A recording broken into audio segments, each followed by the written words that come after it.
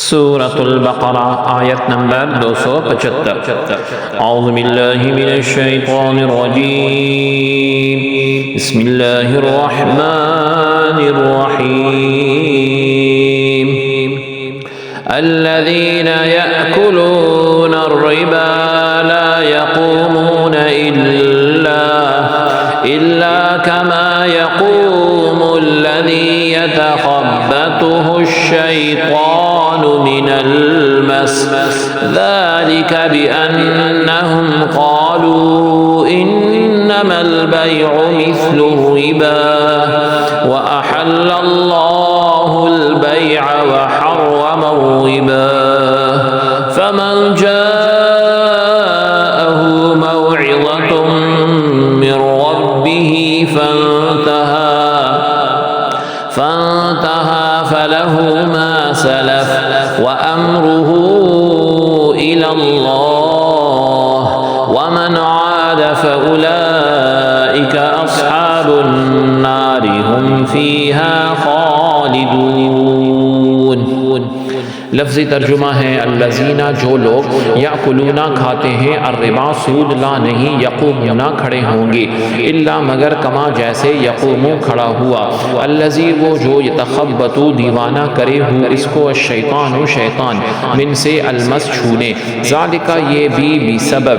انا بے شک، ہم وہ قالو کہا انہوں نے، انما بے شک البیع تجارت مثل الربا سود، وا اور احل حلال کیا اللہ رب العزت نے البیع تجارت کو، وا اور حرما حرام کیا الربا سود کو، فاتو من جو جا آئے ہو اس کو موعظت نصیحت، من سے رب ہی اس کے فاتو انتہا رک جائے، فاتو لا واسطے ہو اس کے ما جو سلفا گزرا،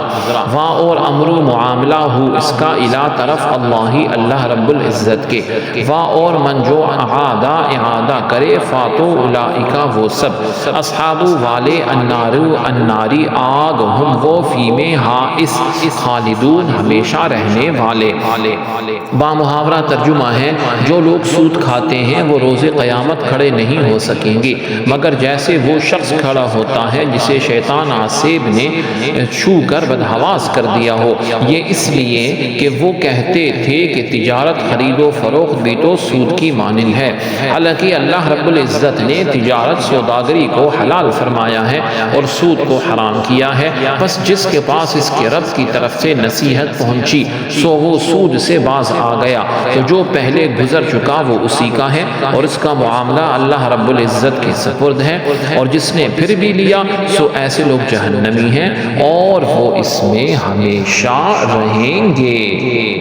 آیت کی تفسیر میں فرمایا گیا الذین یأکلون الربا، جو لوگ سود کھاتے ہیں، گزشتہ آیات میں مال خرچ کر کے رضا الہی اور جنت کمانے والوں کا بیان تھا، اب اسی مال کے ذریعے اللہ رب العزت کا غضب اور جہنم کمانے والوں کا بیان ہے، چنانچہ ان لوگوں کے ایک بڑے طبقے یعنی سود خوروں کا بیان اور انجام اس آیت میں بیان کیا گیا ہے۔ جو سود ہے اس کو حرام کرنے کی علماء نے کئی حکمتیں بیان فرمائی ہیں، ان میں سے بعض یہ ہیں کہ سود میں جو زیادتی لی جاتی ہے وہ مالی معاوضے والی چیزوں میں بغیر کسی عوض کے مال لیا جاتا ہے، یہ صریح جو ہے ناانصافی ہے۔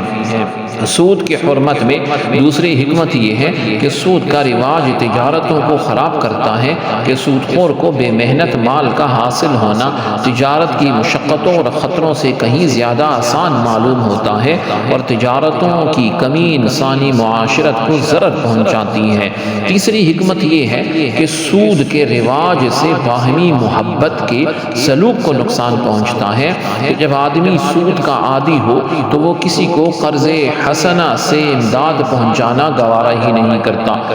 چوتھی حکمت یہ ہے کہ سود سے انسان کی طبیعت میں درندوں سے زیادہ بے رحمی پیدا ہو جاتی ہے، اور سود خور اپنے مقروض اس کی تباہی اور بربادی کا خواہش مند رہتا ہے۔ اس کے علاوہ بھی سود میں اور بڑے بڑے نقصان ہیں، اور شریعت کی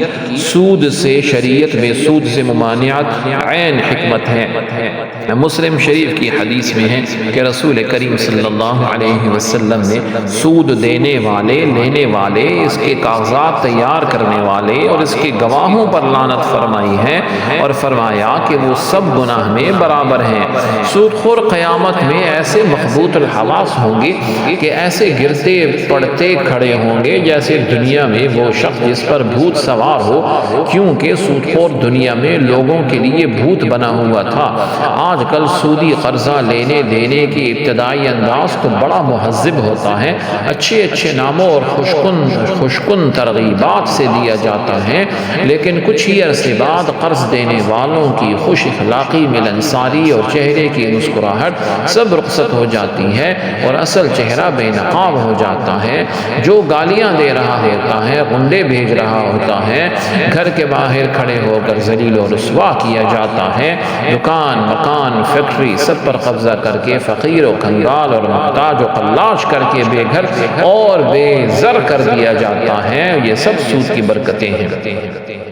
پھر آگے فرمایا انما البیع مثل الربا، تجارت سود ہی کی طرح ہے۔ یہاں سود خوروں کا وہ ایک شبہ بیان کیا جا رہا ہے جو زمانہ اسلام سے پہلے سے لے کر آج تک چلا آ رہا ہے، وہ یہ کہ تجارت اور سود میں کیا فرق ہے، دونوں ایک جیسے تو ہیں، یہ لوگ کہتے ہیں۔ تو تجارت میں کوئی سامان دے کر نفع حاصل کیا جاتا ہے، اور سود میں رقم دے کر نفع حاصل کیا جاتا ہے، حالانکہ دونوں میں زمین و آسمان کا فرق ہے۔ غور کریں کہ تجارت کرنے سے حسن سلوک میں فرق نہیں آتا، آدمی سست، کاہل اور مشقت سے جی چرانے والا نہیں بنتا، اپنے مال کو خطرے پر پیش رکھتا ہے، نفع اور نقصان دونوں کی امید ہوتی ہے، وہ دوسرے کی بربادی اور محتاجی کا آرزو مند نہیں ہوتا، بلکہ سود والا بے رحم ہو جاتا ہے، وہ مفت میں کسی کو رقم دینے کا تصور نہیں کرتا،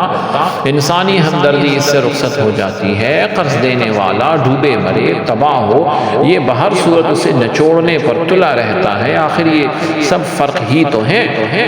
تجارت اور سود کہنے والوں کو اس سے عبرت حاصل کرنی چاہیے، اس لیے کہ اللہ رب العزت نے جو ہے تجارت کو حلال کیا ہے، سود کو حرام کیا ہے۔ آیت کے آخر میں فرمایا فانتہا، تو جو رک گیا، کیونکہ سود کا لین دین ایک عرصے سے چلتا آ رہا تھا، تو فرمایا گیا کہ جب حکم الہی نازل ہو گیا تو اب اس پر عمل کرتے ہوئے جو آئندہ سود لینے سے باز آ گیا تو حرمت کا حکم نازل ہونے سے پہلے جو وہ لیتا رہا اس پر اس کی کوئی گرفت نہ ہوگی، اور اس کی معافی کا معاملہ بلکہ ہر امر و نہی کا معاملہ اللہ رب العزت کے حوالے ہے۔ اور یہ بھی یاد رکھو کہ جو حرمت کا حکم اترنے کے بعد بھی سود کھائے گا وہ جہنم کا مستحق ہے، اور اگر حلال سمجھ کر کھایا تو کافر ہے، ہمیشہ جہنم میں رہے گا، کیونکہ کسی بھی حرام قطعی کو حلال سمجھنے والا کافر ہے۔ سبحانک اللہم و بحمدک، اشہد ان لا الہ الا انت، استغفرک و اتوب الیک۔ صلی اللہ تعالی علی خیر خلقہ محمد وعلی آلہ واصحابہ اجمعین برحمتک یا ارحم الراحمین۔